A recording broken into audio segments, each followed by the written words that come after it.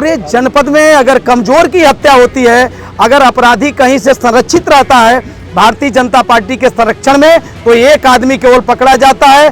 फर्ज ये जितने सरकार के संरक्षण में अपराधी हैं पूरे सरकार से संरक्षित हैं। ये सरकार बदले के भावना से काम करती है। गाजीपुर के जहुराबाद विधानसभा में दुबिया नवादा में एक घटना घटी है और समाजवादी पार्टी के पूरे गाजीपुर और बलिया सांसद साहब समेत सभी लोग आप आए हैं, क्या कहेंगे इस घटना को लेकर? मैं सर्वप्रथम इस जघन्य घटना की घोर निंदा करता हूं।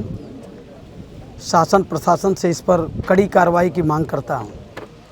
ये जितनी ही निर्मम और जघन्य इसको कहा जा सकता है वो कम है।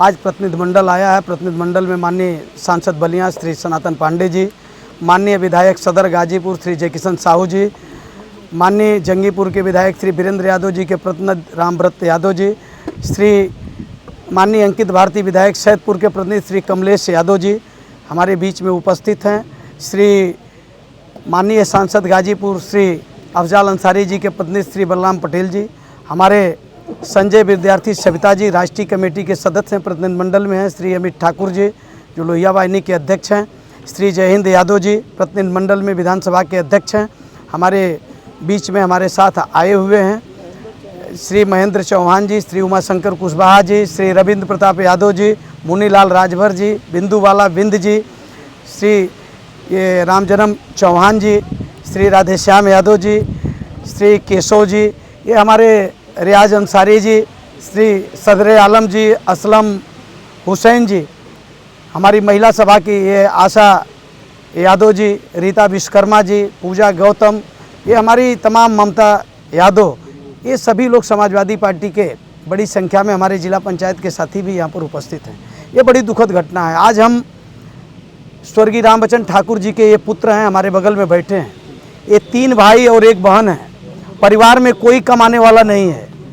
अभी एक भाई जो तीसरे नंबर पर है 14 वर्ष का है, इनका छोटा भाई 22 वर्ष का है, इनकी बहन जो है ये 10-12 वर्ष की अभी है। ये पूरा का पूरा परिवार अनाथ हो गया है। जिस तरह से स्वर्गीय रामबचन ठाकुर जी की हत्या हुई है, एक भरा फूला परिवार, जो परिवार के वो कमासूत थे, जिनकी हत्या करने से पूरा परिवार टूट गया है। परिवार में दहशत है, बच्चे डरे हुए हैं। इनको बचाने के लिए, इनको संरक्षण देने के लिए मैं उत्तर प्रदेश की सरकार से, प्रशासन से मांग करता हूं कि इस परिवार को 1 करोड़ का मुआवजा दिया जाए और इनके एक बेटे को सरकारी नौकरी दी जाए।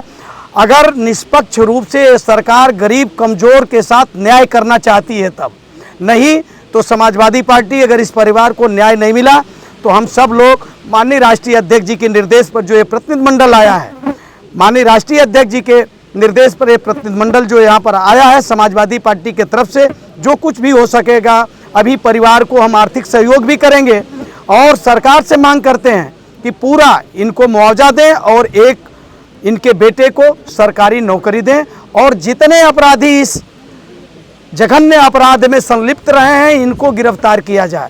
हम आज का ये प्रतिनिधिमंडल मांग करता है। हमारे बीच में अभी एक साथी अभी पहुंचे हैं, पूर्व कैबिनेट मंत्री जमानिया के विधायक माननीय ओम प्रकाश सिंह जी के प्रतिनिधि आदरणीय श्री मन्नू सिंह जी, जो अभी हमारे बीच में भी आए हैं।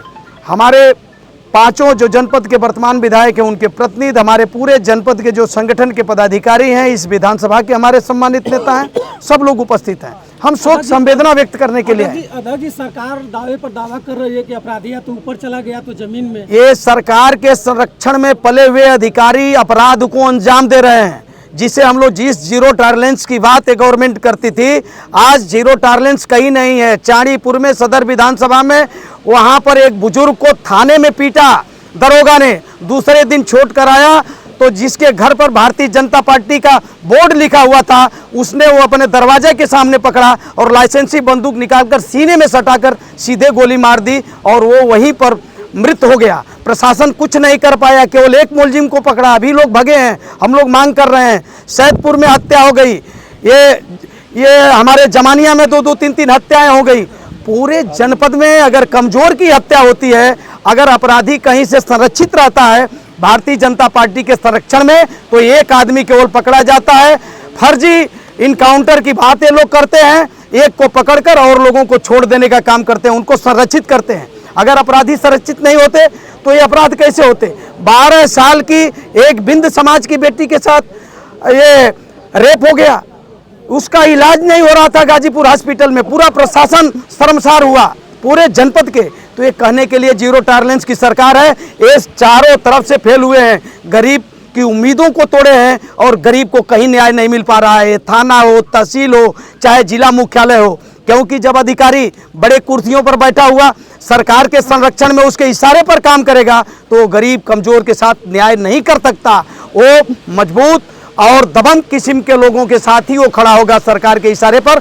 और यही हो रहा है। हम सब लोग स्वर्गीय रामचंद्र ठाकुर के परिवार के प्रति शोक संवेदना व्यक्त करते हैं और उस जघन्य हत्या की निंदा करते हैं। जी, मुख्यमंत्री जी कहते हैं कि अगर अपराध करके अगर कोई जाता है तो अगले चौराहे पे जो है यमराज के रूप में पुलिस खड़ी रहती है। मुख्यमंत्री जी कहते हैं कहाँ वो पुलिस चली गई? ये जितने सरकार के संरक्षण में अपराधी हैं पूरे सरकार से संरक्षित हैं। ये सरकार बदले के भावना से काम करती है, समाजवादी पार्टी से संबंधित है तो उसे अपराधी बना देगी, उसके ऊपर कार्रवाई करेगी।